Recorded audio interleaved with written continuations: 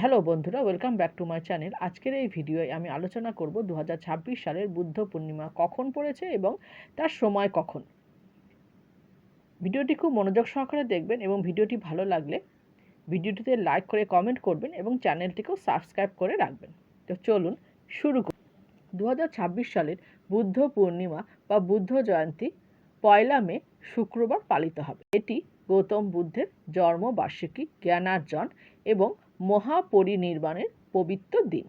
বৈশাখী পূর্ণিমা নামেও পরিচিত হয় এই দিনটি। বৌদ্ধ ধর্মাবলম্বীদের প্রধান উৎসব এই বুদ্ধ পূর্ণিমা। এবার আমরা জেনে নিই বুদ্ধ পূর্ণিমার সময়সূচি। বুদ্ধ পূর্ণিমা পড়েছে 1 মে 2026 শুক্রবারে। পূর্ণিমা তিথি শুরু হচ্ছে 30শে এপ্রিল 2026 রাত 9টা 13 মিনিটে, আর পূর্ণিমা তিথি শেষ হচ্ছে 1 মে 2026 10টা 52 মিনিট। তাই জন্য উদয় তিথি অনুসারে বুদ্ধ পূর্ণিমার উপবাস, স্নান এবং দান শুক্রবার 1 মেই হবে। বুদ্ধ পূর্ণিমার মূল উৎসব এবং উদযাপন হয় ত্রিস্মৃতি উৎসব নামে, অর্থাৎ গৌতম বুদ্ধের জন্ম, বোধিলাভ বা জ্ঞানার্জন এবং মহাপরিনির্বাণ, এই 3 ঘটনা বৈশাখী পূর্ণিমাতেই ঘটেছিল।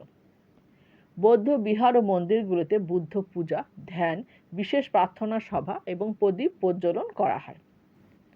ভক্তরা সাদা পোশাক পরে পঞ্চশীল ও অষ্টশীল পালন করেন। এই দিন দান করা অত্যন্ত পুণ্যের কাজ বলে মনে করা হয়। এছাড়াও হিন্দু ধর্মাবলম্বীরাও এই দিনটিকে পবিত্র বলে মনে করেন, কারণ বুদ্ধকে ভগবান বিষ্ণুর নবম অবতার হিসেবে মনে করা হয়। তাহলে বন্ধুরা, আমি আলোচনা করলাম বুদ্ধ পূর্ণিমার সময় এবং তিথি কতক্ষণ থাকছে। ভিডিওটি এখানে শেষ করছি আর সবাইকে জানাচ্ছি বুদ্ধ পূর্ণিমার অনেক অনেক শুভেচ্ছা।